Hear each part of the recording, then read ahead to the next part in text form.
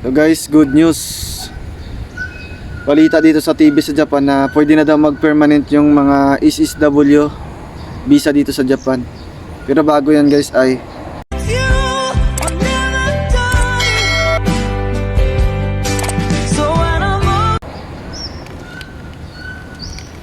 okay guys, binalita nga pala dito sa TV sa Japan nung June 14, 2024 no, na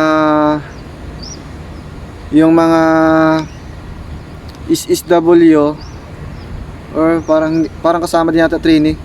Pero ano na siya yung trainee kasi may bagong balita na kasi na yung trainee mawawala na no. Papalitan na ng WDP, Worker Development Program ba yun? Na gagawin ng SSW lahat dito sa Japan, mawawala na yung trainee no.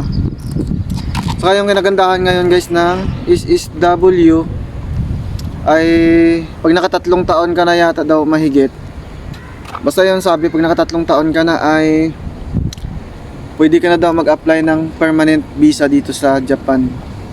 Yan guys no, yung kinagandahan pag yun ang kinagandahan guys pag nag SSW visa ka na dito sa Japan no. Kasi pwede ka na magtrabaho ng matagal no, long term visa. Yan yung guys yung bagong labas lang ng ngayong binalita sa TV dito sa Japan na yun nga daw yung mga SSW daw ay pwede na mag-apply ng permanent visa dito sa Japan pag naka 3 years ka na daw mahigit. Yun nga lang may parang ang sabi ano pa rin sa ano, ayun nga lang sa ano pa siya, hindi pa sa ngayon nakalagay doon sa 2027 pa daw. Ako matagal pa. Ako malapit na matapos ang kontrata ko dito sa Japan no. Sana maabutan pa ba. Maganda sana kung maabutan ko no. Sayang din kasi yung pagkakataon na makapagtrabaho dito sa Japan. Maganda din kasi dito guys magtrabaho sa Japan no. Kasi kahit na ngayon medyo mababa yung palitan, okay naman siya. Kahit pa paano okay naman. Yung ginagandahan lang din sa SSW ka no, kasi pwede ka daw mamili ng trabaho na gusto mo. Yun nga lang, siyempre siguro wag natin gagawin yun na lilipat tayo ng ibang company no, or ibang kaisya, kasi kawawa din naman yung kaisya na kumuha sa atin dyan sa Pilipinas no. Kasi sila yung nagbayad, tapos pagdating dito ililipat ka rin sa ibang kaisya no. Kaya hanggat maaari ay wag po natin gawin yun no? Kasi hindi naman maganda yun no? Saka yun yata yun yung sabi nung ano binalita sa TV pag SSW ka na. Pero sa ngayon yung ano pa nila, yung sa SSW to ay kailangan mo daw mag-take pa ng exam no. Kailangan mapasa mo yung SSW to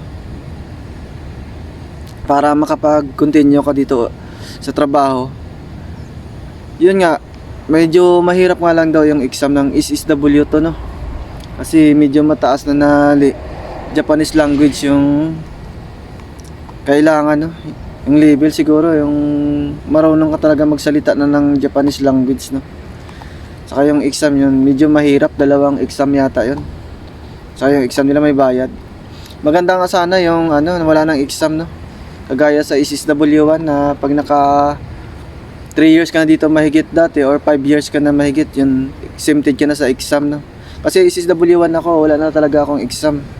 Kasi natapos ko yung 5 years, then proceed ako ng pang another 5 years ulit, wala na exam. Yung 5 years kasi dati namin, trainee ako. Yung una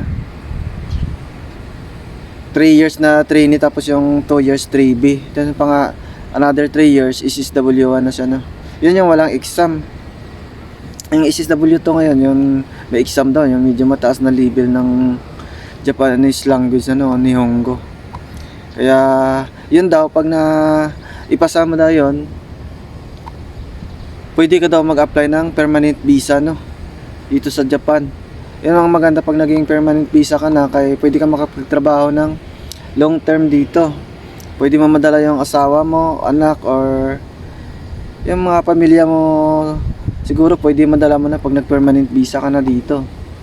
Yun yung kinagandahan, saka pwede ka na magtrabaho hanggat gusto mo, no? Kaya yun yung maganda pag pag SSW visa to ka na, no? Kasi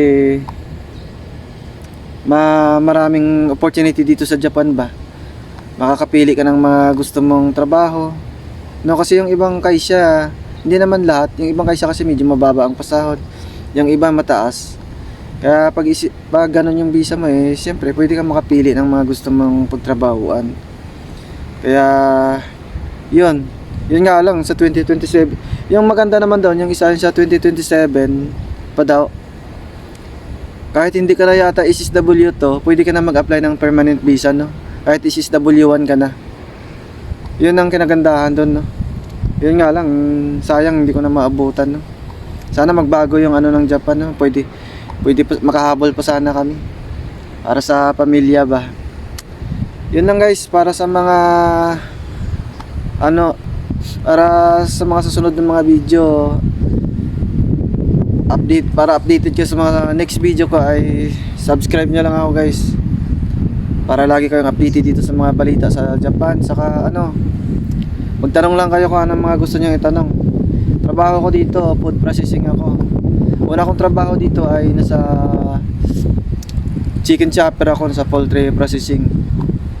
At pangalawa kong trabaho nasa sa udong company, kasosyo siya ng mga pasta din.